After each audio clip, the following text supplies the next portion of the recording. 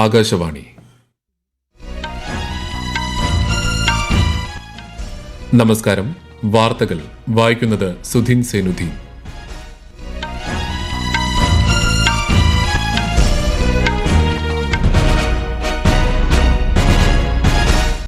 പ്രധാന വാർത്തകൾ. വയനാട്ടിൽ ദുരന്തം വിതച്ച ഉരുൾപൊട്ടലിൽ രക്ഷാപ്രവർത്തനങ്ങൾ മൂന്നാം ദിനവും തുടരുന്നു. ദുരന്ത സാഹചര്യം വിലയിരുത്തുന്നതിനായി മുഖ്യമന്ത്രി വയനാട്ടിലെത്തി. സർവകക്ഷി യോഗം മുഖ്യമന്ത്രിയുടെ നേതൃത്വത്തിൽ പുരോഗമിക്കുന്നു. ദുരന്ത മേഖലയിൽ സൈന്യത്തിന്റെ നേതൃത്വത്തിൽ ബെയ്ലി പാലത്തിന്റെ നിർമ്മാണം അവസാന ഘട്ടത്തിൽ. തിരച്ചിലിനായി കൂടുതൽ യന്ത്രങ്ങൾ മേഖലയിലെത്തിച്ചു. സംസ്ഥാനത്ത് ശക്തമായ മഴ തുടരുമെന്ന് കേന്ദ്ര കാലാവസ്ഥാ വകുപ്പ്. 9 ജില്ലകളിൽ ഇന്ന് മഞ്ഞ ജാഗ്രത. ഉത്തരേന്ത്യൻ സംസ്ഥാനങ്ങളിലും കനത്ത മഴ തുടരുന്നു. ഹിമാചൽ പ്രദേശിൽ മേഘവിസ്ഫോടനം. ഡൽഹിയിലും ഉത്തരാഖണ്ഡിലും ജനജീവിതത്തെ മഴ ദുരിതത്തിലാക്കി. ഒളിമ്പിക്സ് ഷൂട്ടിംഗ് 50 മീറ്റർ റൈഫിൾസ് ഫൈനലിൽ ഇന്ത്യയുടെ സ്വപ്നിൽ കുസാലെ അല്പസമയത്തിനകം മത്സരത്തിനിറങ്ങും. വാർത്തകൾ വിശദമായി. കേരളം കണ്ട ഏറ്റവും വലിയ പ്രകൃതി ദുരന്തമായ വയനാട് ഉരുൾപൊട്ടലിൽ രക്ഷാപ്രവർത്തനം മൂന്നാം ദിനവും തുടരുന്നു. ഉരുൾപൊട്ടലിൽ ജീവൻ നഷ്ടമായവരുടെ എണ്ണം 260 പിന്നിട്ടു. 200ഓളം പേരെ ഇനിയും കണ്ടെത്താനുണ്ട്. ഇതിനകം 1600-ലേറെ ആളുകളെ ദുരന്ത ഭൂമിയിൽ നിന്നും രക്ഷിക്കാനായി. മുഖ്യമന്ത്രി പിണറായി വിജയൻ ഇന്ന് ദുരന്ത സാഹചര്യം വിലയിരുത്തുന്നതിനായി വയനാട്ടിലെത്തി. വയനാട് കളക്ടറേറ്റിൽ മുഖ്യമന്ത്രിയുടെ നേതൃത്വത്തിൽ സർവകക്ഷി യോഗം പുരോഗമിക്കുകയാണ്. വയനാട്ടിൽ ക്യാമ്പ് ചെയ്യുന്ന മന്ത്രിമാരും ജില്ലയിലെ MLA-മാരും ജില്ലാ പഞ്ചായത്ത് പ്രസിഡന്റ്, രാഷ്ട്രീയ പാർട്ടി നേതാക്കൾ തുടങ്ങിയവരും യോഗത്തിൽ പങ്കെടുക്കുന്നുണ്ട്. മന്ത്രിമാരും ഉദ്യോഗസ്ഥരും പങ്കെടുത്ത അവലോകന യോഗവും മുഖ്യമന്ത്രിയുടെ അധ്യക്ഷതയിൽ ഇന്ന് നടന്നു. ദുരിതാശ്വാസ ക്യാമ്പുകളിലും ആശുപത്രികളിലുമായി കഴിയുന്നവരെയും മുഖ്യമന്ത്രി സന്ദർശിക്കും. വയനാട്ടിൽ നിന്നുള്ള കൂടുതൽ വിവരങ്ങളുമായി ആകാശവാണി ജില്ലാ പ്രതിനിധി അരുൺ വിൻസെന്റ്. മുഖ്യമന്ത്രി ജില്ലയിലെത്തി. കോഴിക്കോട് നിന്നും ഹെലികോപ്റ്ററിൽ സുൽത്താൻ ബത്തേരിയിലെത്തിയ മുഖ്യമന്ത്രി കൽപ്പറ്റയിൽ നടക്കുന്ന അവലോകന യോഗത്തിൽ പങ്കെടുക്കുകയാണ്. ആദ്യം ഉദ്യോഗസ്ഥരുടെ യോഗമാണ് വിളിച്ചു ചേർത്തത്. തുടർന്ന് സർവകക്ഷി യോഗവും ചേരുകയാണ്. സർവകക്ഷി യോഗത്തിൽ MLA-മാർ, മന്ത്രിമാർ, വിവിധ രാഷ്ട്രീയ പാർട്ടി പ്രതിനിധികളും പങ്കെടുക്കുന്നുണ്ട്. എന്തെല്ലാം തരത്തിലുള്ള രക്ഷാപ്രവർത്തനങ്ങൾ നടത്താൻ സാധ്യമാകും, ഒപ്പം വീടുകൾ നഷ്ടപ്പെട്ടവർക്ക്, ജീവൻ നഷ്ടപ്പെട്ടവരുടെ കുടുംബങ്ങൾക്ക് എന്തെല്ലാം സഹായങ്ങൾ നൽകാൻ കഴിയും തുടങ്ങിയ കാര്യങ്ങളാണ് പ്രധാനമായും ചർച്ച നടത്തിയത്. തുടർന്ന് മുഖ്യമന്ത്രി ദുരിതാശ്വാസ ക്യാമ്പുകളിൽ സന്ദർശനം നടത്തും. രക്ഷാപ്രവർത്തനം ഇപ്പോൾ ഊർജിതമായി തന്നെ തുടരുകയാണ്. സൈന്യത്തിന്റെ നേതൃത്വത്തിൽ മുണ്ടക്കൈ പ്രദേശം കേന്ദ്രീകരിച്ചാണ് ഇപ്പോൾ തിരച്ചിൽ നടത്തുന്നത്. 5ഓളം മൃതദേഹങ്ങൾ ഈ പ്രദേശത്തു നിന്നും ഇന്ന് രാവിലെ കണ്ടെടുത്തിട്ടുണ്ട്. താൽക്കാലിക പാലത്തിന്റെ നിർമ്മാണവും പുരോഗമിക്കുകയാണ്. ഉച്ചയ്ക്ക് ശേഷം രാഹുൽ ഗാന്ധിയും ഈ ക്യാമ്പുകളിൽ സന്ദർശനം നടത്തും. ദുരന്തബാധിത മേഖലയിൽ വിവിധ സേനാ വിഭാഗങ്ങളുടെ നേതൃത്വത്തിൽ രക്ഷാപ്രവർത്തനം പുരോഗമിക്കുകയാണ്. കര, നാവിക, വ്യോമസേനകളും ദേശീയ, സംസ്ഥാന ദുരന്ത നിവാരണ സേനകളും ഫയർഫോഴ്സും പോലീസും സന്നദ്ധ പ്രവർത്തകരും നാട്ടുകാരും ചേർന്നാണ് രക്ഷാപ്രവർത്തനം നടത്തിവരുന്നത്. സൈന്യത്തിന്റെ നേതൃത്വത്തിൽ ബെയ്ലി പാലം നിർമ്മിക്കുന്നതിനുള്ള പ്രവർത്തനങ്ങൾ അവസാന ഘട്ടത്തിലാണ്. നിർമ്മാണ പുരോഗതി മന്ത്രിമാരായ K. രാജനും AK ശശീന്ദ്രനും നേരിട്ട് വിലയിരുത്തി. പാലത്തിന്റെ നിർമ്മാണം പൂർത്തിയാകുന്നത് രക്ഷാപ്രവർത്തനം വേഗത്തിലാക്കും. ദുരന്തബാധിത മേഖലയിലെ മോശം കാലാവസ്ഥ രക്ഷാപ്രവർത്തനങ്ങൾക്ക് വെല്ലുവിളി സൃഷ്ടിച്ചിരുന്നു.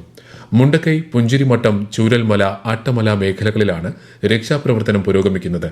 മണ്ണിനടിയിലുള്ള മനുഷ്യന്റെ സാന്നിധ്യം കണ്ടെത്തുന്നതിനായി ഐബോർഡ് സംവിധാനം ഉപയോഗപ്പെടുത്തുന്നതിനായി റിട്ടയർഡ് മേജർ ജനറൽ ഇന്ദ്രപാലന്റെ നേതൃത്വത്തിലുള്ള സംഘം അല്പസമയത്തിനകം വയനാട്ടിലെത്തും. കൂടുതൽ മണ്ണുമാന്തി യന്ത്രങ്ങളും തിരച്ചിലിനായി ദുരന്ത മേഖലയിൽ എത്തിച്ചിട്ടുണ്ട്. ഫലപ്രദമായ തിരച്ചിലിന് ഡോഗ് സ്ക്വാഡും ഇവിടെ എത്തിയിട്ടുണ്ട്. വയനാട് ദുരന്തത്തിൽപ്പെട്ടവർക്കായുള്ള തിരച്ചിൽ ചാലിയാറിൽ നിലമ്പൂർ മേഖലയിൽ ഇന്നും തുടർന്നു. ഇവിടെ നിന്നും മൃതദേഹാവശിഷ്ടങ്ങൾ ഇന്നും കണ്ടെത്തിയിട്ടുണ്ട്. കഴിഞ്ഞ ദിവസങ്ങളിൽ ലഭിച്ച മൃതദേഹങ്ങൾ ബന്ധുക്കൾക്ക് തിരിച്ചറിയുന്നതിനായി നിലമ്പൂർ ജില്ലാ ആശുപത്രിയിൽ നിന്ന് വയനാട്ടിലേക്ക് എത്തിച്ചിരുന്നു. വയനാട് ഉരുൾപൊട്ടൽ ദുരന്തബാധിതർക്കുള്ള സഹായമായി മുഖ്യമന്ത്രിയുടെ ദുരിതാശ്വാസ നിധിയിലേക്ക് കഴിയുന്നവരെല്ലാം സംഭാവന നൽകണമെന്ന് മുഖ്യമന്ത്രി പിണറായി വിജയൻ അഭ്യർത്ഥിച്ചു. നാടിനെ പുനർനിർമ്മിക്കേണ്ടത് നമ്മുടെ ഓരോരുത്തരുടെയും ഉത്തരവാദിത്തമാണെന്ന് അദ്ദേഹം വാർത്താ സമ്മേളനത്തിൽ പറഞ്ഞു. സംസ്ഥാനത്തെ എല്ലാ മന്ത്രിമാരും 1 മാസത്തെ ശമ്പളം ദുരിതാശ്വാസ നിധിയിലേക്ക് സംഭാവന നൽകാൻ തീരുമാനിച്ചിട്ടുണ്ട്. വ്യവസായ, സാംസ്കാരിക രംഗത്തെ പ്രമുഖരും സാമൂഹ്യ പ്രവർത്തകരും ദുരിതാശ്വാസ നിധിയിലേക്ക് സഹായം പ്രഖ്യാപിച്ചു.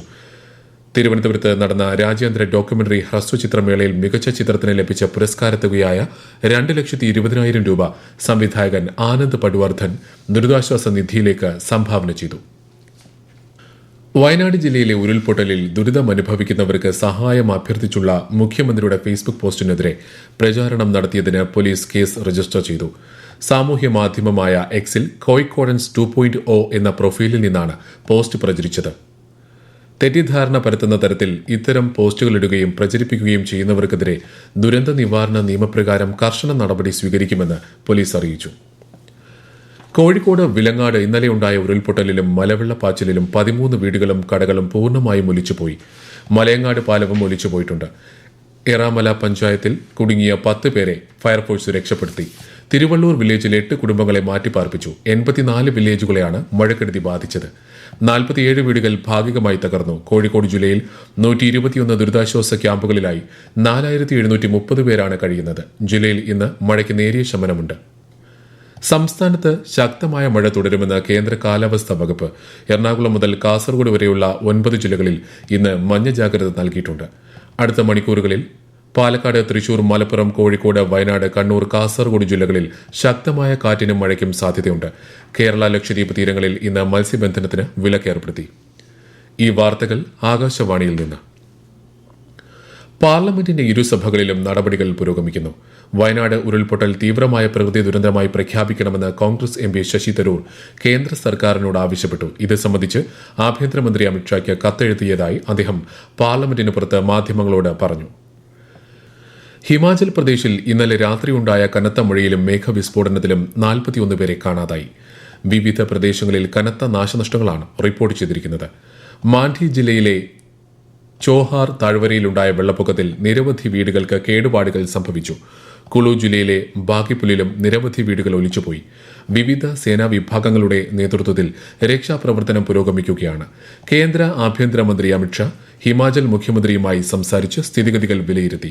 സംസ്ഥാനത്ത് എല്ലാ സഹായങ്ങളും കേന്ദ്രം ഉറപ്പു നൽകി. ഉത്തരാഖണ്ഡിൽ കനത്ത മഴയിലും മണ്ണിടിച്ചിലിലും 6 മരണം. കേദാർനാഥ് തീർത്ഥാടന പാതയിൽ കേടുപാടുകൾ വന്ന സാഹചര്യത്തിൽ 200 തീർത്ഥാടകരെ സുരക്ഷിത സ്ഥാനത്തേക്ക് മാറ്റി. ചാർധാം യാത്രയ്ക്കുള്ള രജിസ്ട്രേഷനും താൽക്കാലികമായി റദ്ദാക്കി. ഡൽഹിയിലും ശക്തമായ മഴ തുടരുകയാണ്. വെള്ളക്കെട്ട് പലയിടത്തും ഗതാഗതത്തെ സാരമായി ബാധിച്ചു. അടുത്ത 5 ദിവസം ഡൽഹിയിൽ ശക്തമായ മഴയ്ക്ക് സാധ്യതയുണ്ടെന്നാണ് കേന്ദ്ര കാലാവസ്ഥാ വകുപ്പിന്റെ മുന്നറിയിപ്പ്. മോശം കാലാവസ്ഥയെ തുടർന്ന് വിമാന സർവീസുകൾ വഴിതിരിച്ചുവിടുകയും റദ്ദാക്കുകയും ചെയ്യുന്ന സാഹചര്യമുള്ളതിനാൽ യാത്രക്കാർ നേരത്തെ വിമാനത്താവളങ്ങളിൽ എത്തണമെന്ന് വിവിധ എയർലൈൻസുകൾ അറിയിച്ചു. വിയറ്റ്നാം പ്രധാനമന്ത്രി ഫാം മിൻ ചിന്നും പ്രധാനമന്ത്രി നരേന്ദ്രമോദിയുമായുള്ള ഉഭയകക്ഷി ചർച്ച ന്യൂഡൽഹിയിൽ പുരോഗമിക്കുന്നു. നിരവധി സുപ്രധാന കരാറുകളിൽ ഇരു നേതാക്കളും ഇന്ന് ഒപ്പുവെക്കുമെന്നാണ് പ്രതീക്ഷിക്കുന്നത്. രാഷ്ട്രപതി ദ്രൌപദി മുർമു, ഉപരാഷ്ട്രപതി ജഗദീപ് ധൻകർ എന്നിവരുമായും വിയറ്റ്നാം പ്രധാനമന്ത്രി ഇന്ന് സംവദിക്കും. 3 ദിവസത്തെ സന്ദർശനത്തിനായി ഇന്ത്യയിലെത്തിയ വിയറ്റ്നാം പ്രധാനമന്ത്രിക്ക് രാഷ്ട്രപതി ഭവനിൽ രാവിലെ സ്വീകരണവും ഒരുക്കിയിരുന്നു. Olympics shooting 50 metre rifles 3 positions ഫൈനലിൽ ഇന്ത്യയുടെ സ്വപ്നിൽ കുസാലെ അല്പസമയത്തിനകം മത്സരത്തിനിറങ്ങും. പുരുഷ hockey India Belgium pool B മത്സരം ഉച്ചയ്ക്ക് 1:30 ആരംഭിക്കും. ബോക്സിംഗ് 50 കിലോഗ്രാം വിഭാഗത്തിൽ നിഖത് സരീനും ഇന്നിറങ്ങും. ബാഡ്മിന്റൺ പുരുഷ ഡബിൾസ് ക്വാർട്ടർ ഫൈനലിൽ സാത്വിക് സായിരാജ് ചിരാഗ് ഷെട്ടി സഖ്യം ഇന്ന് മലേഷ്യൻ സഖ്യത്തെ നേരിടും. ബാഡ്മിന്റൺ വനിതാ സിംഗിൾസ് പ്രീ ക്വാർട്ടറിൽ PV സിന്ധുവും ഇന്ന് കളിക്കളത്തിലിറങ്ങും. പുരുഷ സിംഗിൾസ് പ്രീ ക്വാർട്ടറിൽ ഇന്ത്യൻ താരങ്ങളായ HS പ്രണോയും ലക്ഷ്യ സെനും തമ്മിലാണ് മത്സരം. ഷൂട്ടിംഗ്, ഗോൾഫ്, അമ്പെയ്ത്ത് തുടങ്ങിയ ഇനങ്ങളിലും ഇന്ത്യൻ താരങ്ങൾ ഇന്ന് മത്സരത്തിനിറങ്ങും. ഇന്ത്യ ശ്രീലങ്ക പുരുഷ ഏകദിന ക്രിക്കറ്റ് പരമ്പരയ്ക്ക് നാളെ തുടക്കം. 3 മത്സരങ്ങളുള്ള ഏകദിന പരമ്പരയിലെ ആദ്യ കളി കൊളംബോയിലെ പ്രേമദാസ സ്റ്റേഡിയത്തിൽ ഇന്ത്യൻ സമയം ഉച്ചയ്ക്ക് 2:30 ആരംഭിക്കും. ലെബനൻ സംഘർഷത്തിന്റെ പശ്ചാത്തലത്തിൽ ഇന്ത്യൻ പൌരന്മാർക്ക് ബെയ്റൂട്ടിലെ ഇന്ത്യൻ എംബസി ജാഗ്രതാ നിർദ്ദേശം നൽകി. അത്യാവശ്യ ഘട്ടങ്ങളിലല്ലാതെ ലെബനനിലേക്കുള്ള യാത്ര ഒഴിവാക്കണമെന്നും എന്താവശ്യത്തിനും എംബസിയുമായി ബന്ധപ്പെടണമെന്നും നിർദ്ദേശത്തിൽ പറയുന്നു. ഹമാസ് തലവൻ ഇസ്മായിൽ ഹനിയ ഇറാനിൽ വെച്ച് കൊല്ലപ്പെട്ട സാഹചര്യത്തിൽ അറബ് മേഖലയിൽ കൂടുതൽ സംഘർഷങ്ങൾ ഉണ്ടാക്കുന്നത് തടയാൻ ശക്തമായ നയതന്ത്ര ശ്രമങ്ങൾ നടത്തണമെന്ന് ഐക്യരാഷ്ട്ര രക്ഷാസമിതി. ചൈന, റഷ്യ, ഇറാൻ ഉൾപ്പെടെയുള്ള രാജ്യങ്ങൾ സംഭവത്തെ ശക്തമായി അപലപിച്ചിട്ടുണ്ട്. പ്രധാന വാർത്തകൾ വീണ്ടും. വയനാട്ടിൽ ദുരന്തം വിതച്ച ഉരുൾപൊട്ടലിൽ രക്ഷാപ്രവർത്തനങ്ങൾ 3ാം ദിനവും തുടരുന്നു. ദുരന്ത സാഹചര്യം വിലയിരുത്തുന്നതിനായി മുഖ്യമന്ത്രി വയനാട്ടിലെത്തി. സർവകക്ഷി യോഗം മുഖ്യമന്ത്രിയുടെ നേതൃത്വത്തിൽ പുരോഗമിക്കുന്നു. ദുരന്ത മേഖലയിൽ സൈന്യത്തിന്റെ നേതൃത്വത്തിൽ ബെയ്ലി പാലത്തിന്റെ നിർമ്മാണം അവസാന ഘട്ടത്തിൽ. തിരച്ചിലിനായി കൂടുതൽ യന്ത്രങ്ങൾ മേഖലയിലെത്തിച്ചു. സംസ്ഥാനത്ത് ശക്തമായ മഴ തുടരുമെന്ന് കേന്ദ്ര കാലാവസ്ഥാ വകുപ്പ്. 9 ജില്ലകളിൽ ഇന്ന് മഞ്ഞ ജാഗ്രത. ഉത്തരേന്ത്യൻ സംസ്ഥാനങ്ങളിലും കനത്ത മഴ തുടരുന്നു. ഹിമാചൽ പ്രദേശിൽ മേഘവിസ്ഫോടനം. ഡൽഹിയിലും ഉത്തരാഖണ്ഡിലും ജനജീവിതത്തെ മഴ ദുരിതത്തിലാക്കി. ഒളിമ്പിക്സ് ഷൂട്ടിംഗ് 50 മീറ്റർ റൈഫിൾസ് ഫൈനലിൽ ഇന്ത്യയുടെ സ്വപ്നിൽ കുസാലെ അല്പസമയത്തിനകം മത്സരത്തിനിറങ്ങും. വാർത്തകൾ കഴിഞ്ഞു. അടുത്ത വാർത്താ പ്രക്ഷേപണം 3:30.